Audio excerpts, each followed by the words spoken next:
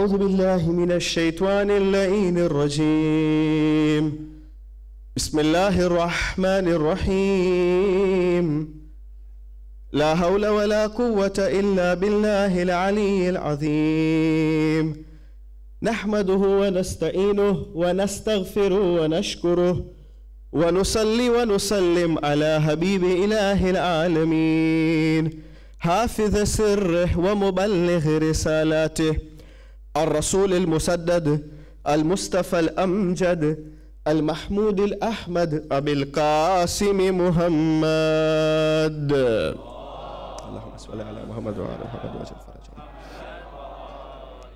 وبآله الطيبين الطاهرين المعصومين صلوات الله عليهم أجمعين ولعنة الله على أعدائهم ومنكر فضائلهم وغاصب حقوقهم من الأولين والآخرين من الآن إلى قيام يوم الدين أما بعد اللهم اجعل محياي محيا محمد وآل محمد ومماتي ممات محمد وآل محمد صلوا على محمد وآل محمد.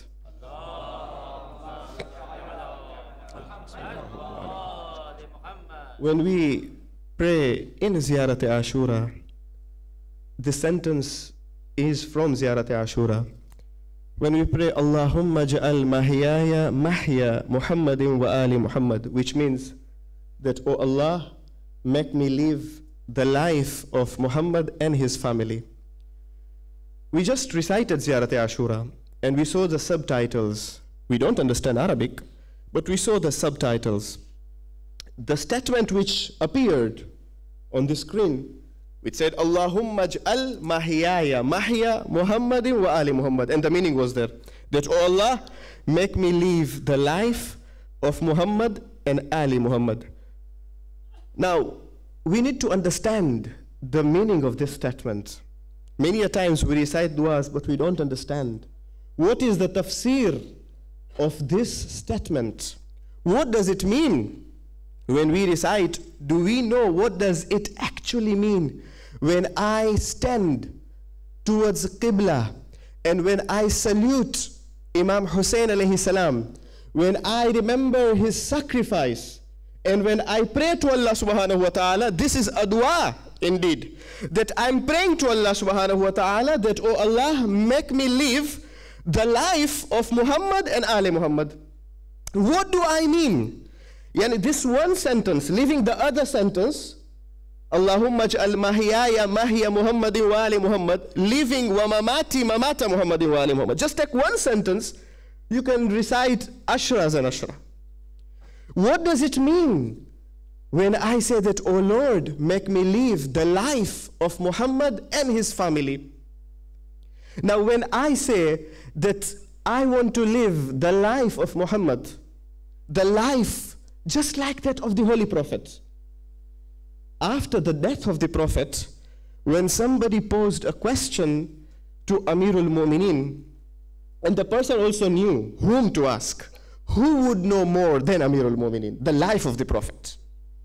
So he comes and he poses a question to Amirul Mu'mineen that just explain me, how was the life of Muhammad? How was his life? So you know what did Amirul Mu'mineen reply? Ali alayhi salam said that the life of the Prophet was Quran. Now the person who posed this question was not satisfied with the answer of Amirul Mu'mineen. He said that, Ya Ali, can you explain me more? What do you mean when you say Quran? The life of Rasulullah is Quran. So what do you mean? Ali alayhi salam went further to explain him. He said that, look, when you recite Quran Majid, you come to those verses which Quran says the positive things. What all those positive things which Quran has said to perform, which Quran has commanded, Rasulullah was performing those things. And all those nahi, all those negative things which Quran says not to do not commit, Rasulullah was not doing those things. This is the life of the Prophet. When we pray to Allah that Allahumma ja'al mahyaya mahya Muhammadin wa ali Muhammad, and make me live the life of Muhammad, not only Muhammad, wa ali Muhammad, and the life of the family of Muhammad. If you go forward, if you go further, you will see that Imam Hussein alayhi salam says that for me death is an honor. He says it's a prestige for me, death. He says it is shahada. For me, martyrdom is an honor. But to live amongst the oppressors, Imam Hussein says, it is a disgrace. It is dishonorable. That is why in one of his letters, when he writes to the people of Kufa, he says that, Ya ayyuhal mala min ahlil Kufa, al-amru ma'al imam. O people of Kufa, do know, if you have invited me, Imam Hussein says. See, Imam Hussein alayhi salam sums up the goal or the purpose of the life by these two things. He says death for me is an honor, and then he says that living amongst the oppressors is disgrace. Then he writes a letter to the people of Kufa, Ya ayyuhal mala min ahlil Kufa, al-amru ma'al imam. Do you know that the command is with the imam? Which imam? Again, the same thing. The way Amirul Mu'minin replied about the life of the Prophet, Imam Hussein alayhi salam says the same thing. See, their purpose was one. Their goal was one. And the same thing Imam Hussein says. Which imam? Al-amru ma'al imam, al-hakim bil-kitab. He judges, he does the judgment according, he implements, he acts upon kitab. He acts upon Quran Majid. Then he says, ad-da'in bidin al-haq. He is that imam who protects his religion. Ad-da'in bidin al-haq. See, if me and you, we sit and think about all those good qualities of Ahlul Bayt. Because if I pray to Allah, Allahumma ja'al mahyaya mahya Muhammadin wa ali Muhammad, oh Allah, make me live the life of Muhammad and Ali Muhammad, then if I sit and think that what were the good qualities in Muhammad and Ali Muhammad, you could come up with many good qualities. And if we start to think and count, maybe those qualities are countless.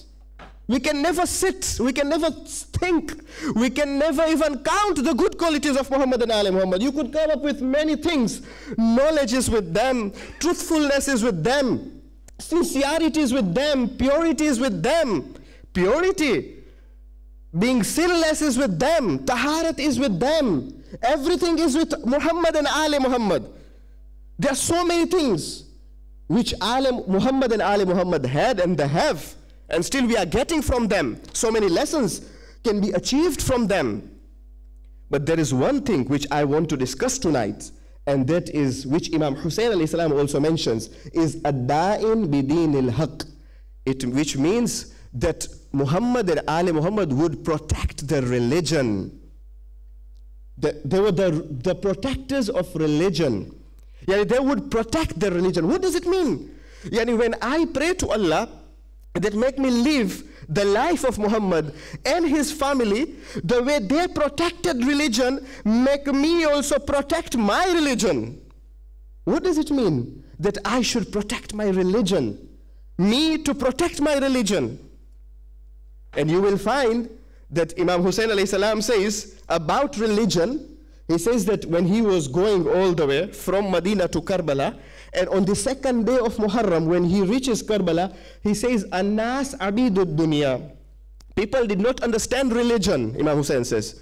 An-nas abidud dunya. People have become the slaves of this world. Wad-deen and religion, laqun bi alsinatihim.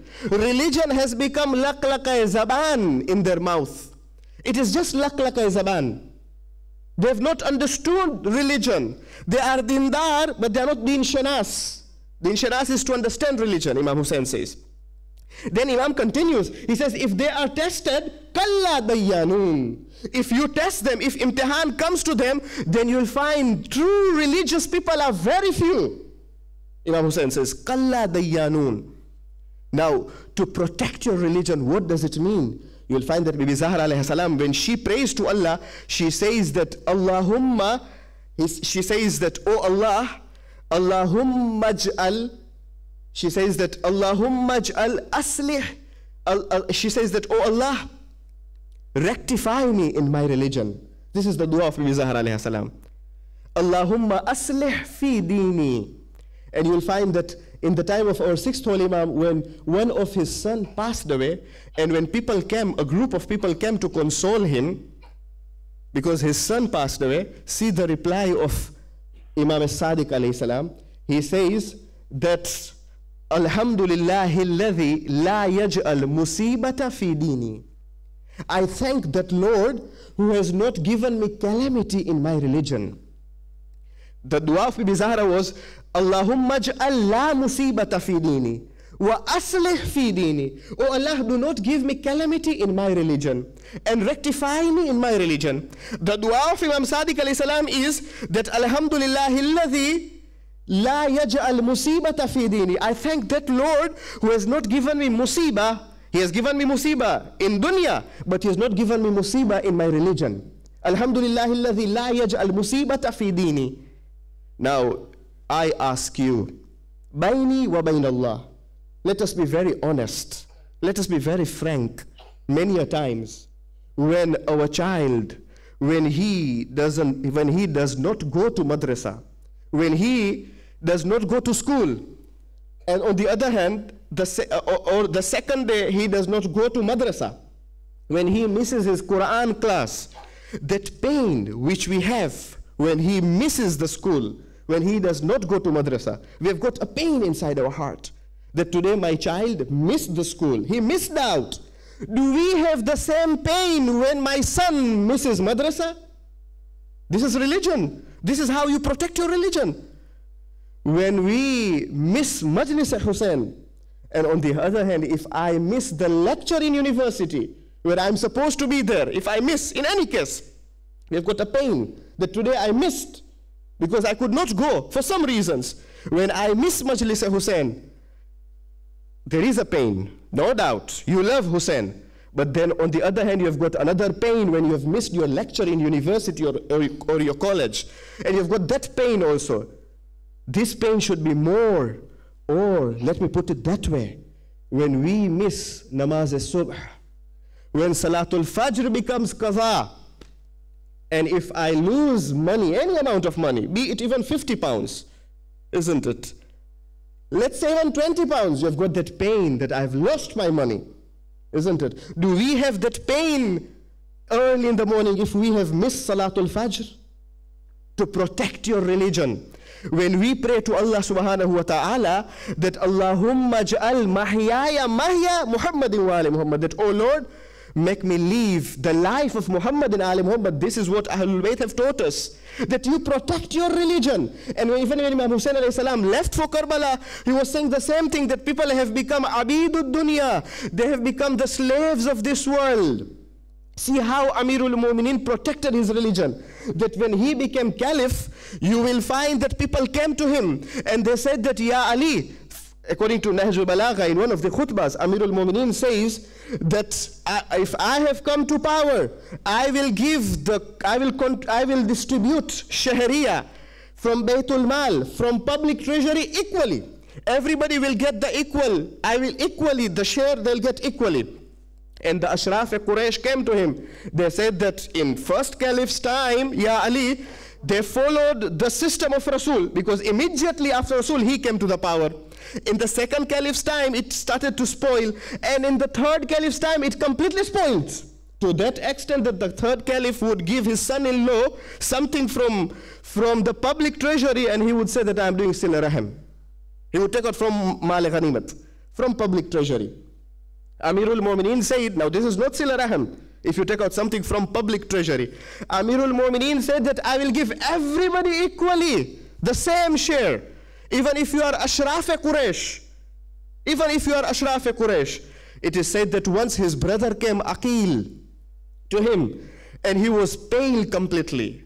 And he brought his children with him. It is there in Nahjul Balagha. He brought his children with him. He said that, oh Ali, I am starving. We are very hungry.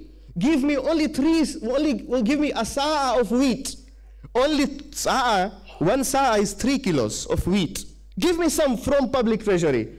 Amirul Mu'mineen was quiet. He refused. And he went on insisting. Nahjul Balagha says that he came several times, not once. The brother of Amirul Mu'mineen. You know what did Ali alayhi salam do? Ali took an iron bar. He made it hot, and then he made it touch him. When it touched him, he started screaming.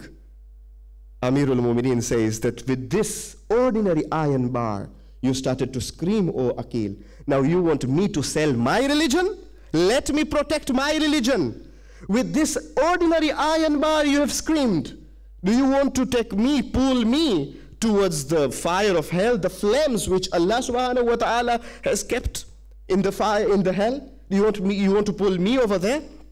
This was Amirul Mu'mineen, who was explaining us how to protect your religion. Wa aslih fi dini. When we pray to Allah subhanahu wa ta'ala that make me live the life of Muhammad and Ali Muhammad, this was their life, that they were protecting their religion. This was their life. And you will find that history is full of examples. There are many examples in history that they protected their religion. Like Abdullah bin Hanzala. Abdullah bin Hanzala, he was the son of Hanzala Ghasilul Malaika, Abdullah. And Hanzala Ghasilul Malaika was martyred in the Battle of Uhud. And we all know the story of Hanzala Ghasilul Malaika, that he was the groom of one night.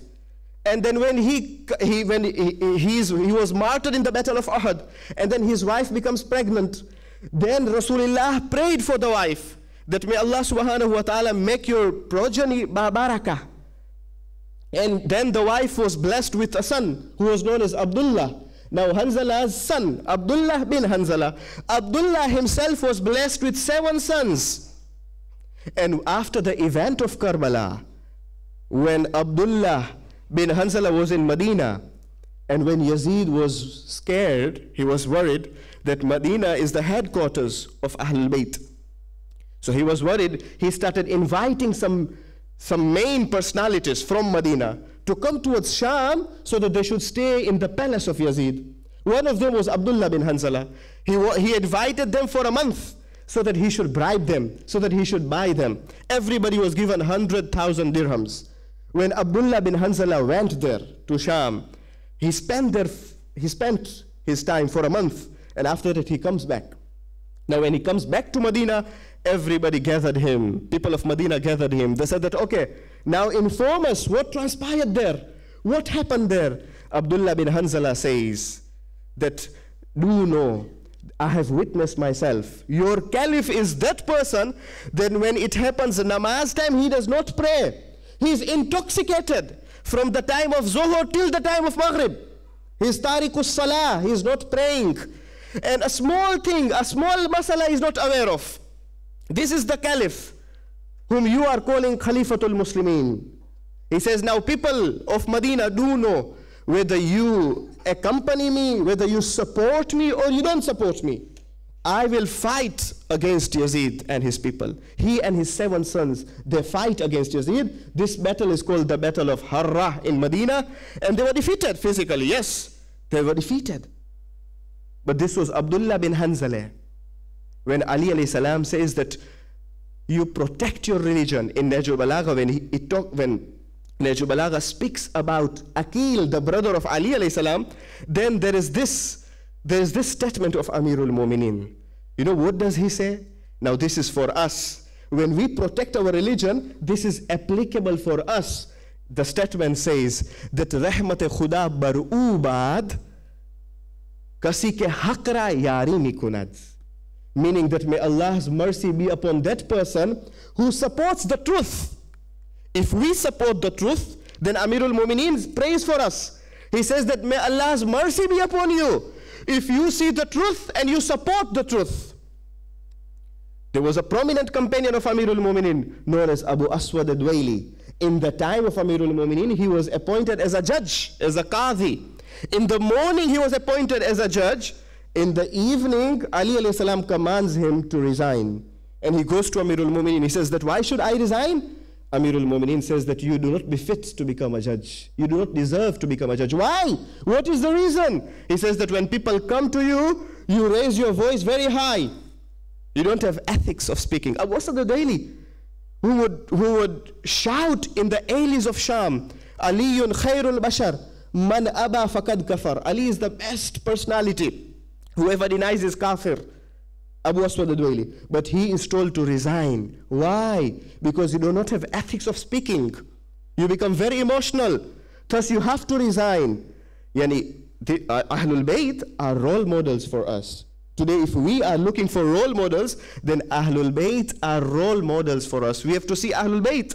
And when we pray, this is a very small sentence, isn't it, physically? Allahumma ja'al mahyaya mahya Muhammadin wa ali Muhammad. Make me live the life of Muhammad and ali Muhammad. Yani we should live according to Muhammad and ali Muhammad. That when they see us, they become proud of us. They are happy when they see us, when they see how we are leading our lives. ایک درود بھیجے محمد اور آل محمد پر.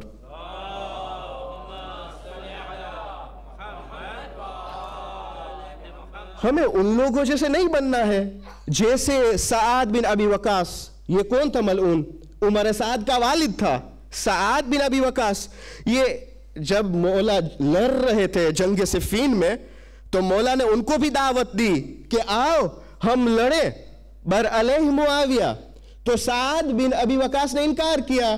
سعد بن ابی وقاص نے کہا کہ میں نے سنا تھا، کیونکہ وہ رسول کے بھی صحابی تھے نا سعد بن ابی وقاص. تو وہ امیر المومنین سے کہتے ہیں کہ میں نے خود رسول سے سنا کہ جب بھی جنگ ہوتی ہو تو تم ایسی تلوار سے لڑو، ووڈن تلوار سے لڑو، لکڑیا کے تلوار سے لڑو. تو لہٰذا اب آپ دیکھیں وہ مذاق میں لیتا تھا. ایسا بھی ہو سکتا ہے کہ انسان لکڑیوں کے تلوار سے لڑے. ہمیں اس کی زندگی، ہم ان لوگوں جیسے نہیں بننا ہے. ہمیں ان لوگوں جیسے بننا ہے کہ ایک مرتبہ اہل البیت کے در پہ جب آتے ہیں تو ہمیشہ کے لیے غلامی مانگتے ہیں.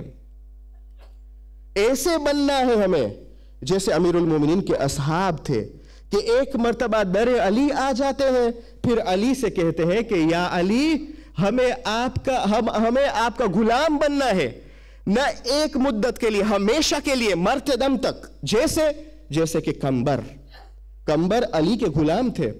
اور بہت انٹرسٹنگ ہے روایتیں جو بتلاتی ہے کمبر کے بارے میں کہ کیسے ان کی ملاقات ہوتی امیر المومنین سے. عجیب طریقے سے. وہ تھے حبش کے رہنے والے اور لشکر کے ساتھ آتے ہیں مدینہ میں.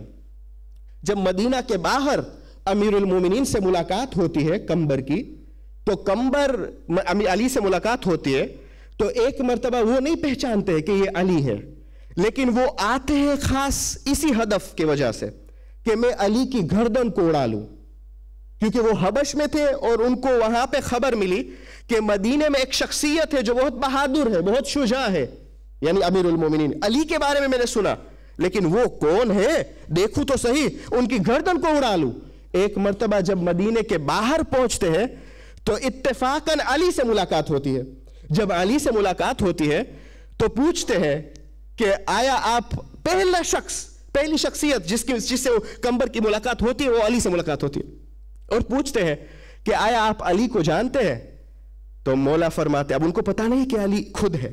مولا فرماتے ہاں، میں اگر نہ پہچانوں تو کون پہچانے گا؟ مجھ سے زیادہ کون علی کو پہچانے گا؟ کہا اچھا.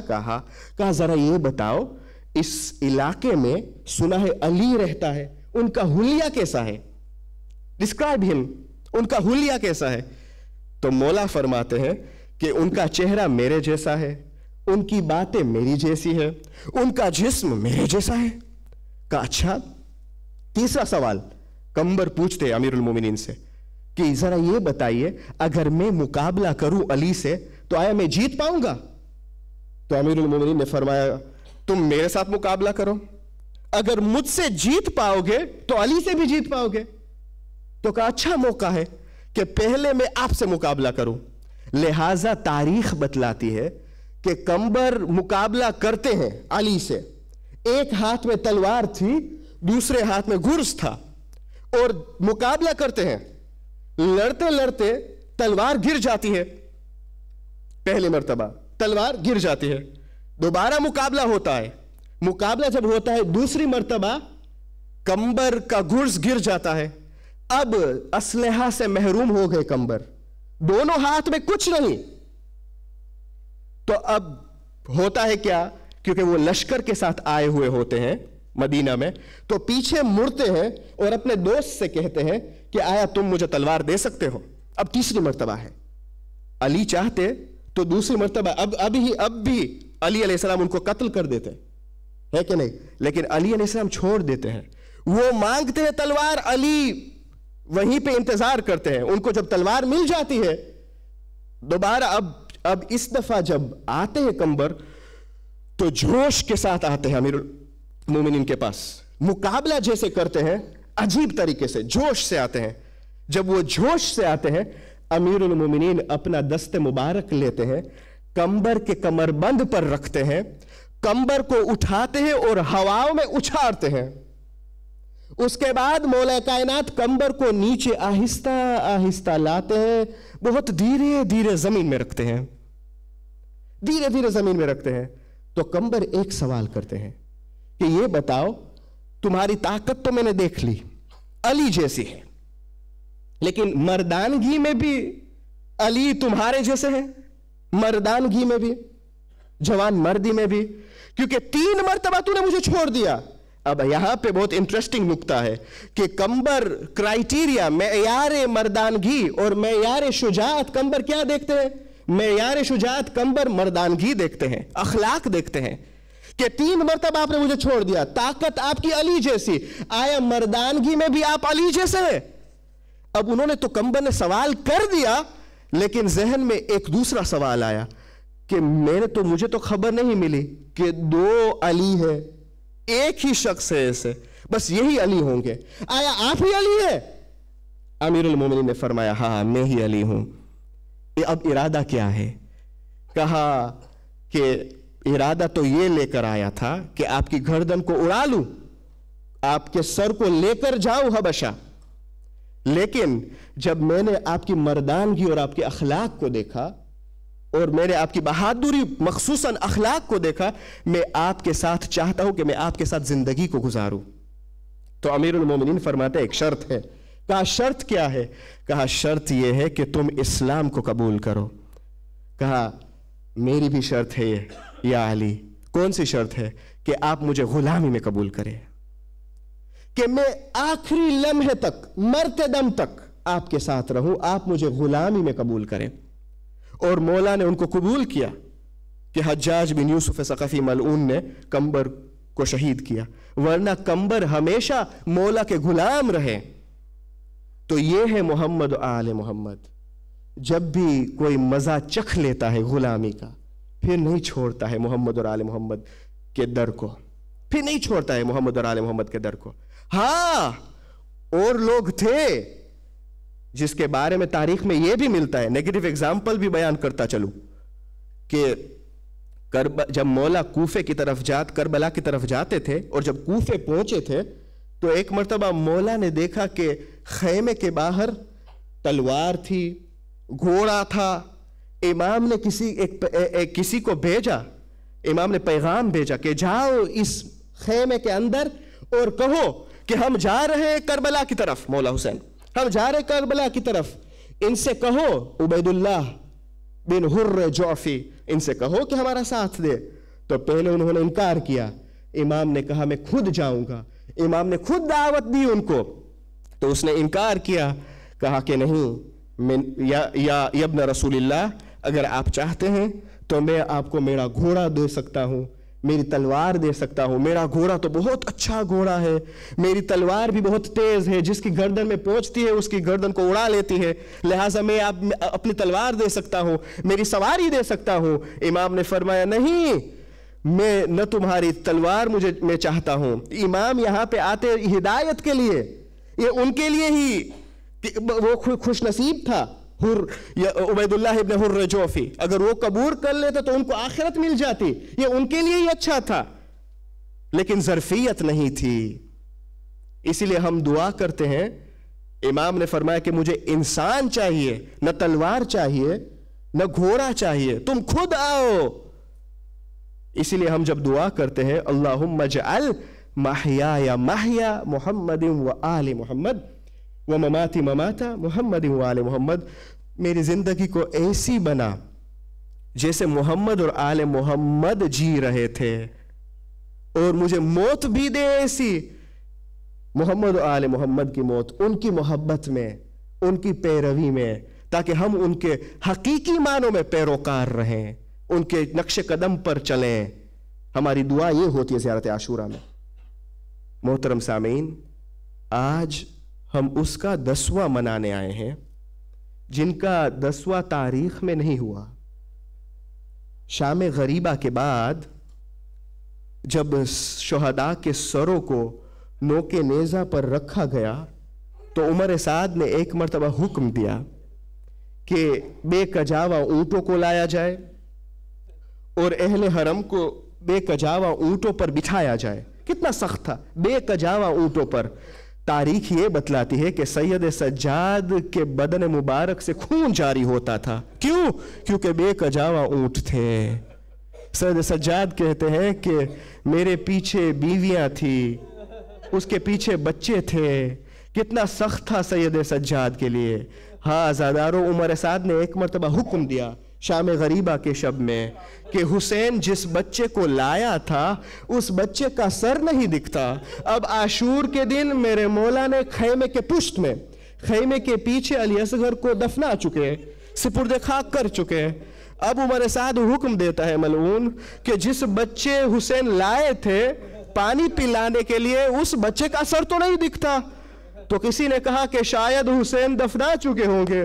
عمر سعد نے حکم دیا کہ نیزے کے ذریعے خیمے خیام کے آس پاس میں جہاں پہ انہوں نے قیام کیا وہاں پہ علی اصغر کے ننھے بدن کو نکالا جائے زمین سے۔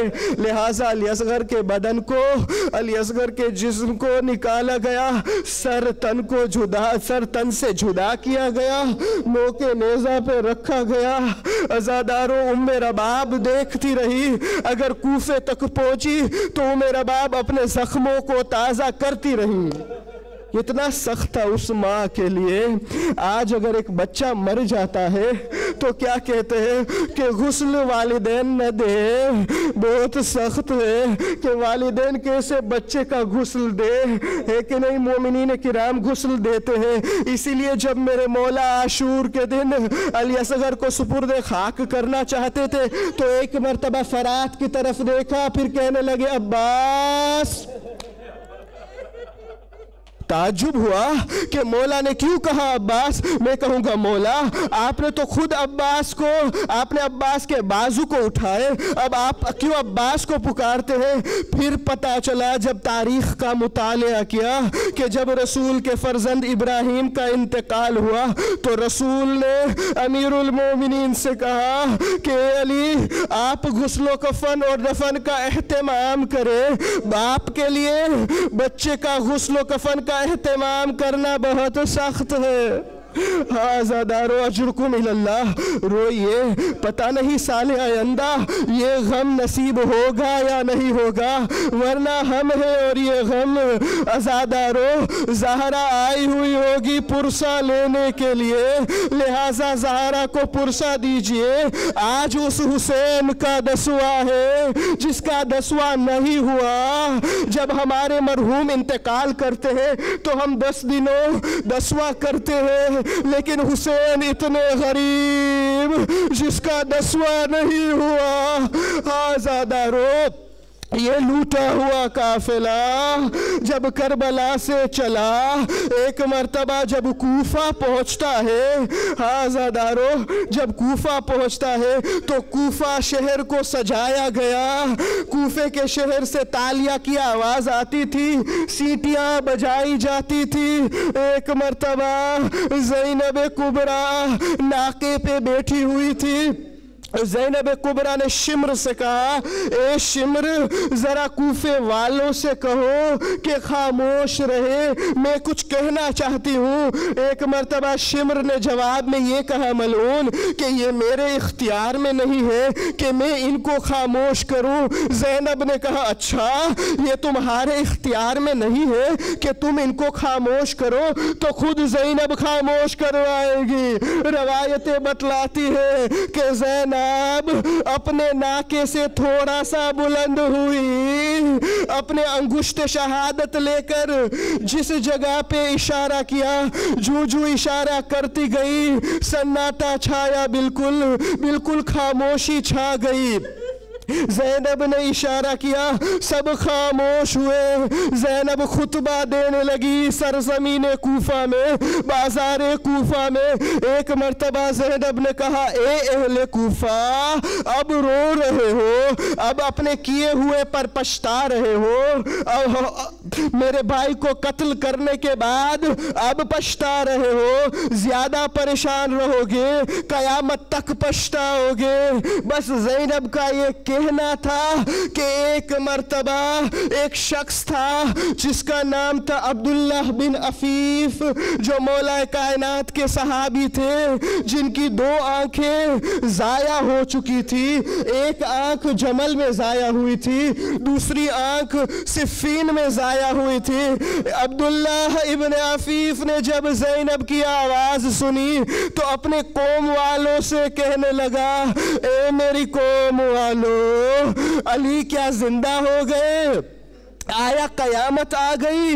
लोगों ने, मैं नाबीना हूँ, मुझे कुछ दिखाई नहीं देता है, लेकिन ऐसा लगता है कि कयामत आ गई। कहा कसम, कहा नहीं कयामत नहीं आई, कहा नहीं कसम बा खुदा कयामत आ गई, क्योंकि 21वीं माह रमज़ान थी, 21वीं माह रमज़ान की शब थी। मैं जब मेरे मौला की ज़ियारत करने गया तो मैंने मौला से कहा कि मौला का हाथ का बोसा दिया। उसके बाद मैंने कहा, मौला आप उलिल अम्र है, आप वली खास है, ए मेरे मौला, आया हो सकता है कि आप मुझे बिनाई वापस दे दे ताकि मैं आपकी ज़ियारत करूं। तो मौला ने कहा, ये हमारे इख्तियार में है कि मैं तुम्हें बिनाई दे दूं, लेकिन ए इब्न अफीफ, बिनाई देने के बाद एक ऐसा मंजर देखोगे तुम्हारी जिंदगी में कि तुम कहोगे कि काश मुझे बिनाई न मिलती। आया तुम्हें बिनाई चाहिए? अब्दुल्ला इब्न अफीफ ने कहा, अगर ऐसा है तो ए मेरे मौला, इब्न अफीफ को बिनाई नहीं चाहिए। बस मौला ने कहा, तो हमारी मुलाकात होगी फिर कयामत में। अज़ादारों, मेरे मौला ने मुझसे कहा था कि कयामत में मुलाकात होगी, लेकिन अब जब ये खुतबा सुन रहा हूँ तो ये अली की आवाज़ है, ये अली का लहजा है, बस ये सुनना था। ज़ैनब ने कहा, ए अब्दुल्ला इब्न अफीफ, मैं अली की बेटी ज़ैनब हूँ, मैं अली की बेटी ज़ैनब हूँ। ए अब्दुल्ला बिन अफीफ, ये सर जो तुम देख रहे हो नोके नेज़ा पे, ये हुसैन का कटा हुआ सर है। अला लानतुल्लाहि अलल कौमिज़ ज़ालिमीन वसयअलमुल्लज़ीन ज़लमू अय्य मुनक़लबिन यनक़लिबून इन्ना लिल्लाहि व इन्ना इलैहि राजिऊन रिज़न बिक़ज़ाइहि व तस्लीमन लिअम्रिहि। खुदाया हमारी कलील इबादत को तेरी दरगाह में कबूल फरमा। खुदाया हमारे मरहूमीन के ऊपर रहमतों की बारिश अता कर, मखसूसन हमारे अंकल मरहूम अब्दुल करीम अल-अदिता, खुदाया उनको तू जन्नत में जगह इल्लियीन में जगह अता फरमा।